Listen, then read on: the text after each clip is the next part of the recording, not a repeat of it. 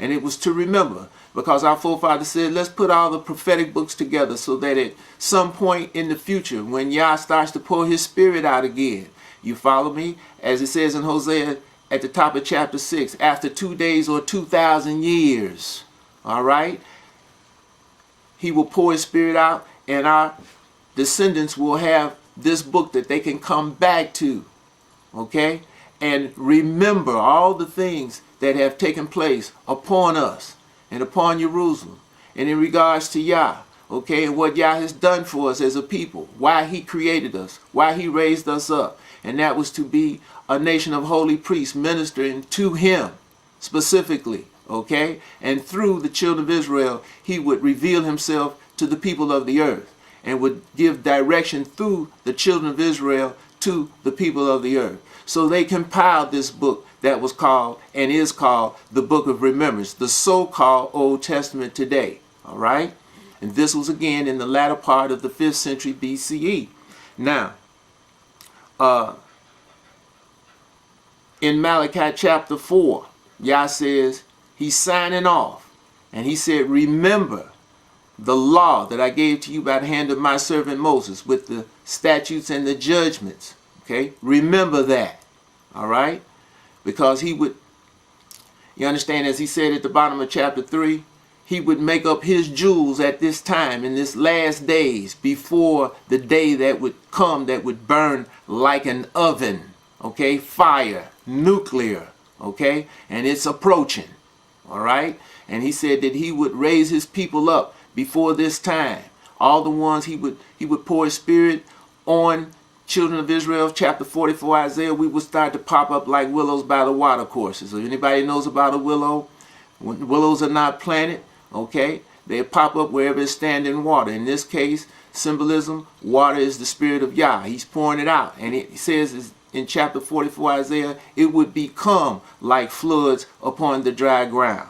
And that's why you see many of us popping up more and more and more and more. And Yah is pouring his spirit out. And he's pouring his spirit out now not only on the children of Israel, but on everything living to be in submission to his will. Now, as it says there in chapter 4, before the coming of the great and dreadful day that shall burn like an oven, and he would turn the heart of the children back to him, and his heart back to the children. And he would do this through the entity that represent El-Iyah.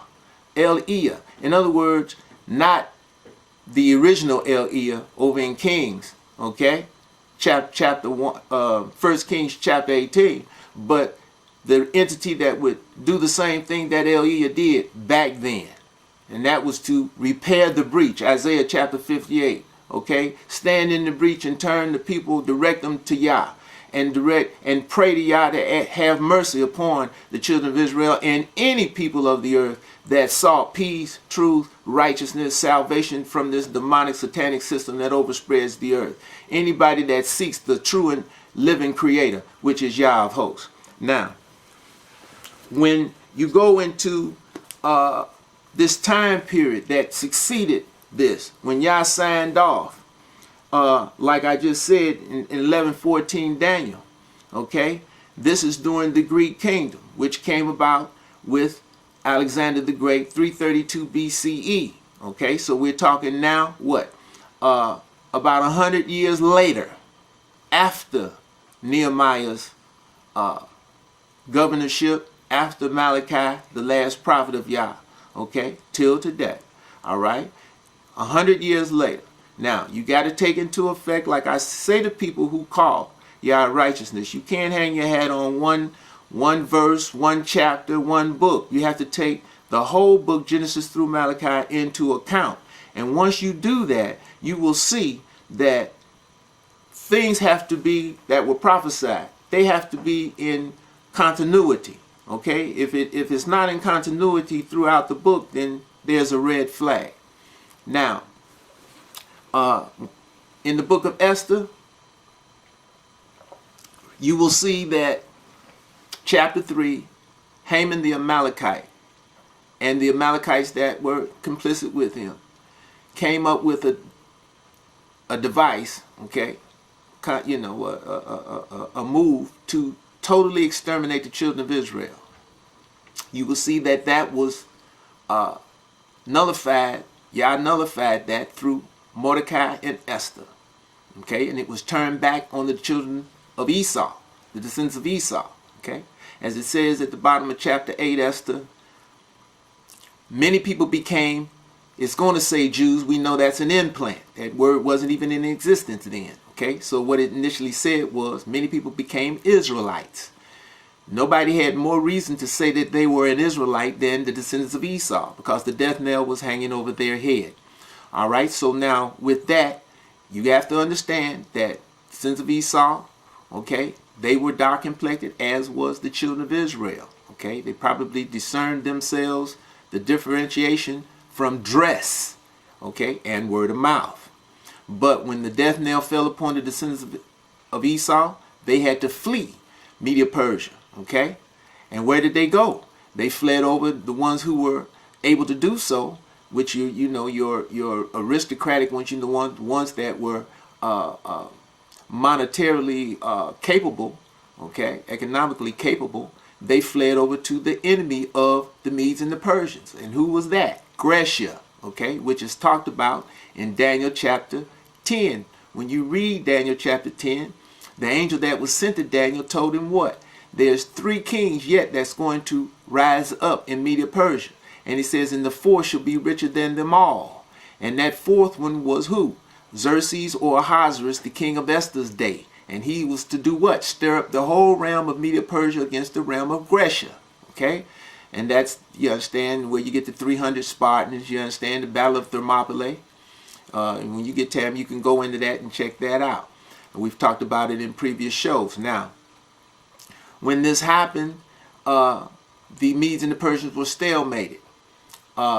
Xerxes or Ahasuerus, the king of Esther's day, when the book of Esther opens up, he had been stalemated, he was depressed, and that's where it opens up. They had had a big feast trying to cheer him up.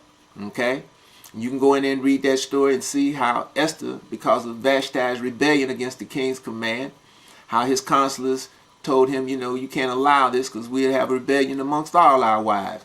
So he dethroned Vashti from queen and brought on, and Yah had Esther picked. Nobody knew her heritage. But the point being is that that's how, you understand, Yah moved to keep this annihilation of the children of Israel from taking place at the hands of the Amalekites.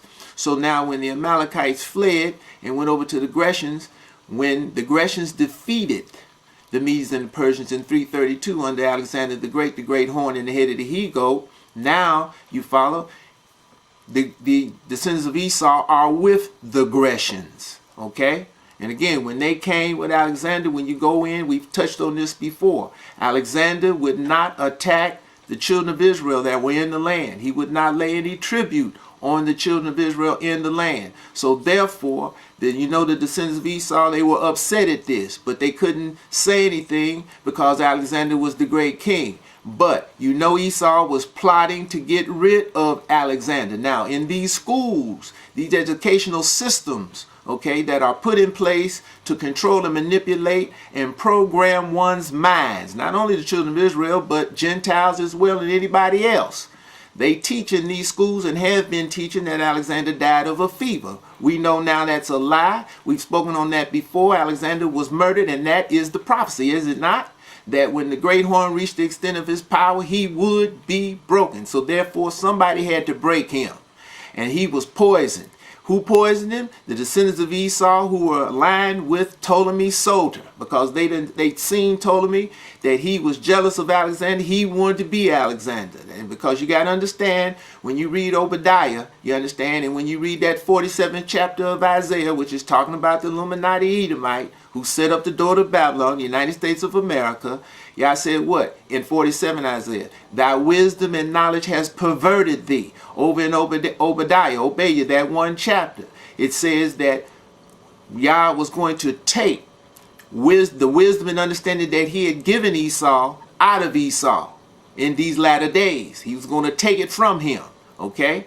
And that's where we are. That's what we're witnessing today.